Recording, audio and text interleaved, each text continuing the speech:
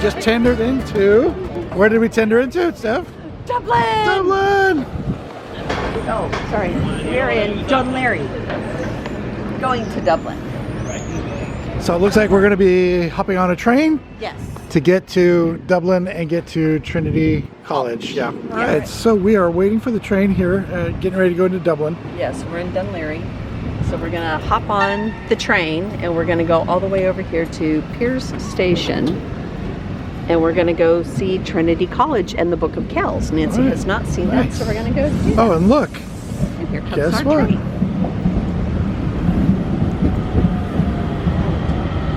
Lovely. Awesome. Okay. So, love, where are we? We are at Trinity College, and we are in just outside of the library. We're going to look at the Book of Kells, which we won't be able to show you, but we can show you pictures of it because there's no filming of the Book of Kells. Right.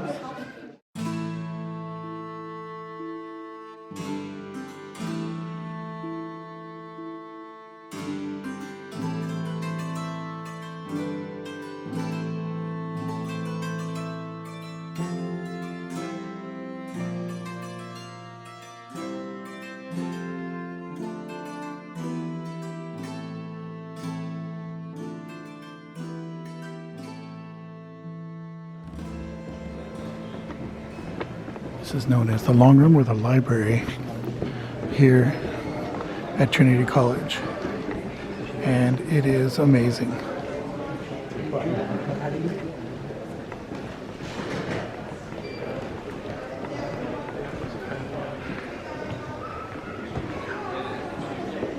And for some reason, all the books are emptied off the shelves. That wasn't like this last time we were here. And this would explain why there's no books on the shelves. They're doing a redevelopment project. And so they're taking nearly 200,000 early printed books from the library shelves. And one by one, each book is cleaned and cataloged.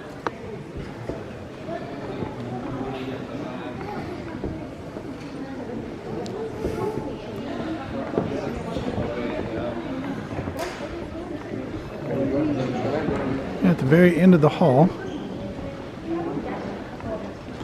we have a harp on display.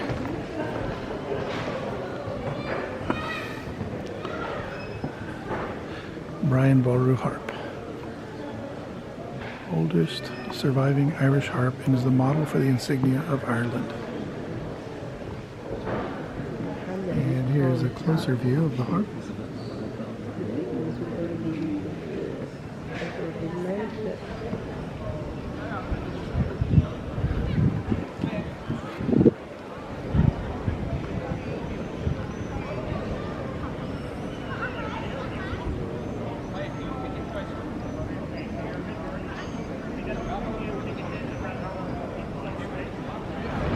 Where are we going, love? Let's go check out Kennedy's Pub. With Oscar Wilde here. Okay, Steph, so we are at Kennedy's Bar and Restaurant looking at the lunch menu. What did you end up ordering? I'm going to get the beef and Guinness pie. Beef and Guinness pie? Yes. I'm going to do the fish and chips. And Nancy, what are you going to do? Turkey with stuffing and cranberry sauce. Here's a quick look at the menu. We'll just kind of scan along here. And if you see something you're curious about, go ahead and hit pause.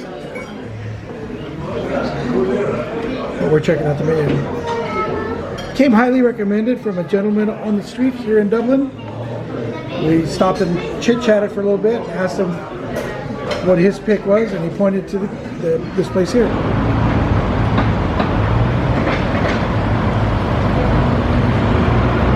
I didn't know this until taking a closer look.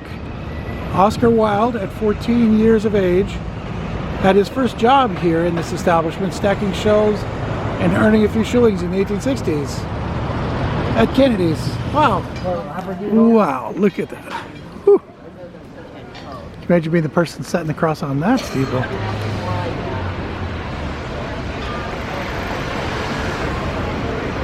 So we've had a good visit in Dublin, and of course we put in at Dunleary. This is the actual port but we are ready to hit the ship and head on to our next port of call. Okay, so we are getting ready to get on the tenders out to the Regal Princess, which is sitting just offshore there in the distance. All right, everybody, did we have fun in Dublin and Dunleary? We did. All right, awesome. A little bit of shopping, a little bit of food. Yep. A little bit of everything, a little exploring. So Yep. A little exploring. Yep. getting ready to get on the tenders. Yep. Back to the boat.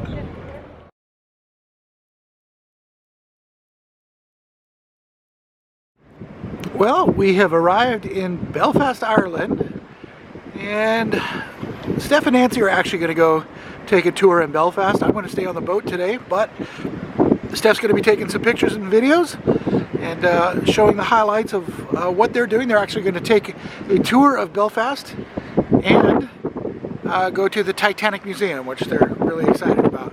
I'm going to stay on board and rest and relax, and we'll check in on the next stop. By the way, in Belfast are the two largest cranes in the world, Goliath and Hercules. Just a point of interest there.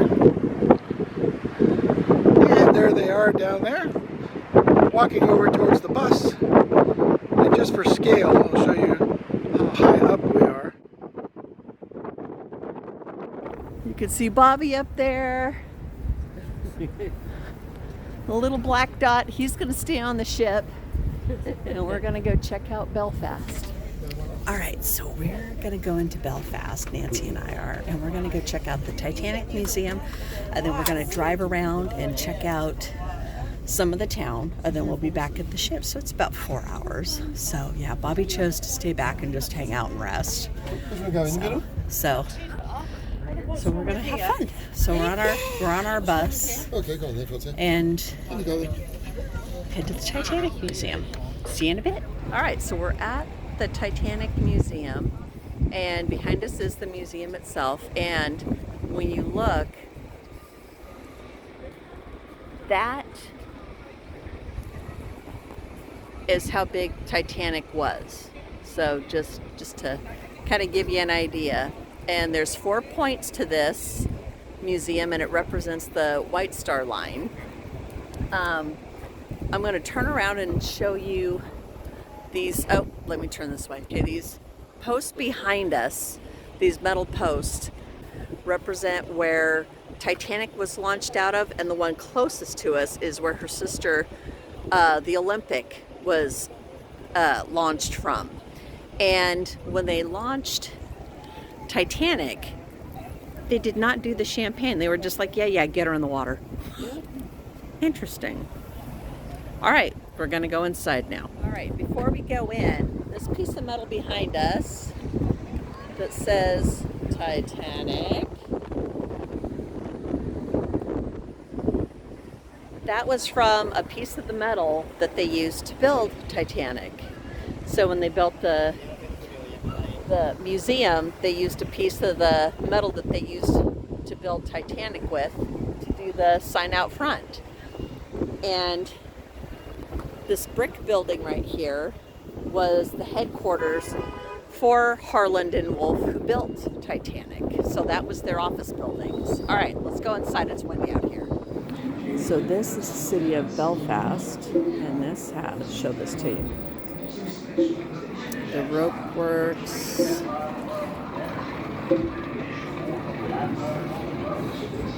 Schools. Linen. It shows you the different areas where things came from.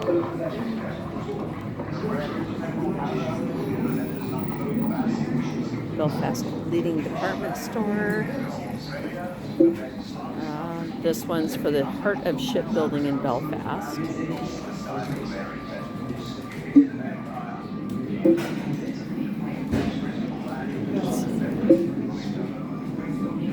Harbor. So the next part that we're going to go to is travel and communication.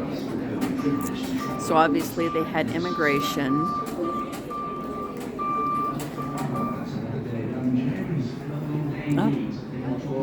J. Bruce Ismay, who was in charge of the he was the chairman of the White Star Line. He was on Titanic, but got off the ship and into one of the lifeboats.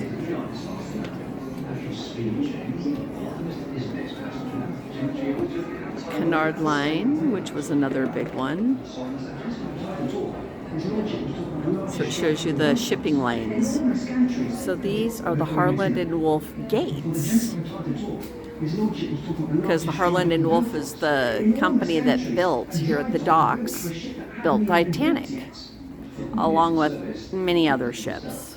So this is a model of the dry dock here, and it says it was the largest in the world. When completed, it was primarily for ship repairs. That's pretty good size.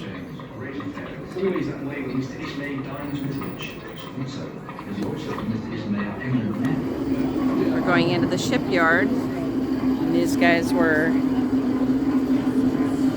putting in the rivets.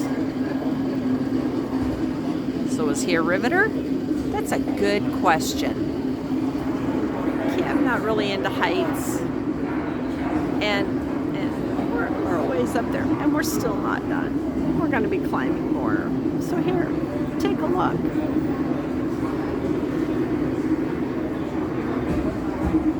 Yikes. And just think we're not even to the top, and that's how tall Titanic was. We'll see it at the top. This looks like a Disneyland ride or something. Peter Pan's ride, maybe? I don't know. Peter Pan's? Yeah. Kind of looks like the ship, just a modern day version of it. All right, we'll film when we get on there. Big skeleton. Workshops everywhere. It took weeks to find your way around. There'll be workshops for every trade you ever heard of. Painters, sailmakers, coppersmiths, boiler makers, cabinet makers. So this is supposed to be what they saw and worked with. Place to work, but dangerous. Every ship crossed the lake, and there'd be lots of injuries besides. I was in the engine works for a while. Very well equipped it was. That's where we built the triple expansion engines. 2 of them, each as high as a 3-story house. I worked as a heater boy. You had to heat the rivets on a wee plate. You pump the bellows till the rivet was white hot. Then you get a hold of it with your tongs and throw it up to the catcher. And he put it in the hole in the plate with a holder up. There were 2 of us on the other side of the plate with a holder up. We had to hammer the rivet so it filled the hole before it turned dull red. The double bottom. That's a wee space we called the tanks, made up of steel plates. The rest of the rivet squad all had to fit into that gap.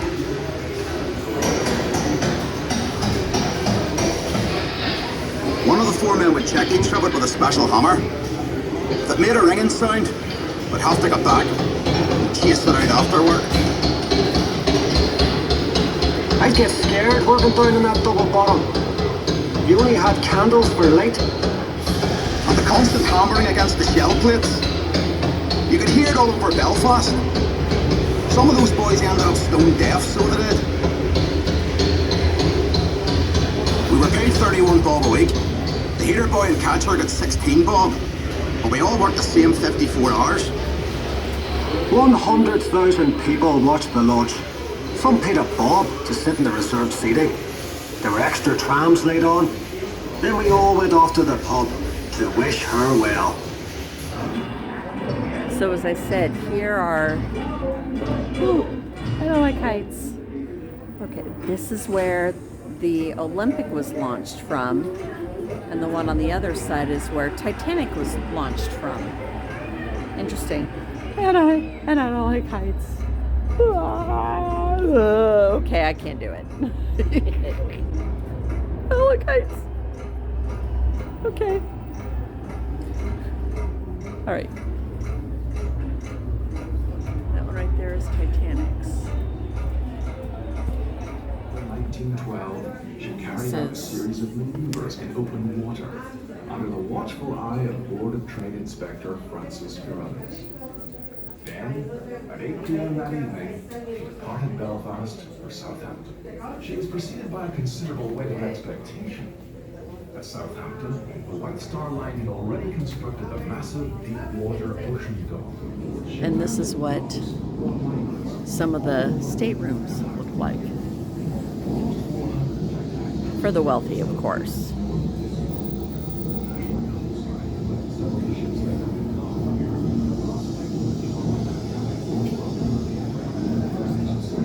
sink, your own private bath.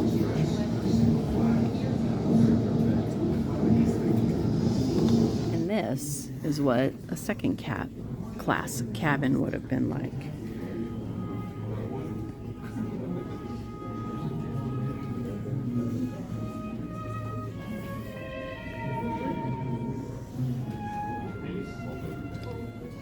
And this would have been more of a third class cabin. And they said they would have had up to like 8 bunks in a room. So, you know, with just, and it was luxury to them because they actually had running water and toilets, even though they had one toilet for 20 cabins, I think is what they said. Wow. Okay. And this is the White Star Line.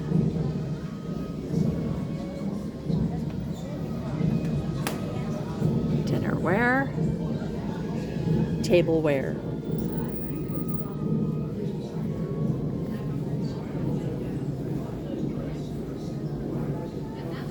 She went from Belfast to Southampton to Cherbourg, Queenstown, and supposed to end up in New York, which after Queenstown, which is now Cove, Ireland, that was the last of Titanic. And a lot of these pictures are pictures that Frank Brown, a priest who traveled from I believe it was Cherbourg to Queenstown, he took all of these pictures and got off the ship. But he took all of the pictures of Titanic, the last of them. These are some more of his pictures. So, in Belfast, we stood up on the top at the White Star Line. So these were some more of his photos.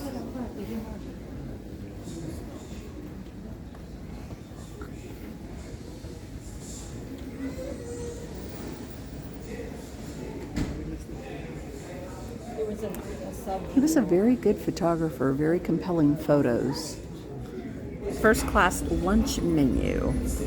So if you wanted luncheon, that's what you would have had in the first class. So this is the violin that he played on the ship. When he was before the ship went down, he strapped it onto him. So he had it in the case and strapped it onto him. And he didn't make it, but when they found his body floating in the water, they got the violin off of him and they sent it back to his fiance, who put it in up in the attic and just left it there. And they had it authenticated, and it is the actual violin. Now, interesting that we actually saw this violin when we were in Branson, Missouri many years ago, and it was sold to somebody here in the UK. Well, they've put it on display here at the Titanic Museum, which I think is just the best thing they could have done.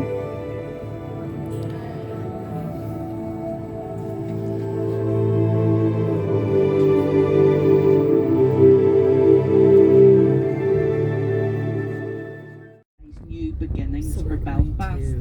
But here we like to give our statues nicknames. So when you see her, hope you'll understand why she's sometimes called the bell on the ball, the thing with the ring and Irish flag, saying unity in our time. But look at this one, the semicircle of 10 men. Some of you may be familiar. Back in 1981, the nationalist prisoners had special rights in the Maze prison, and they lost those and went on hunger strike. They didn't want to wear prison uniforms, do prison work, and 10 of them died as a result of it. So that's those 10 people. Three organisations that would have been involved in the troubles in this area.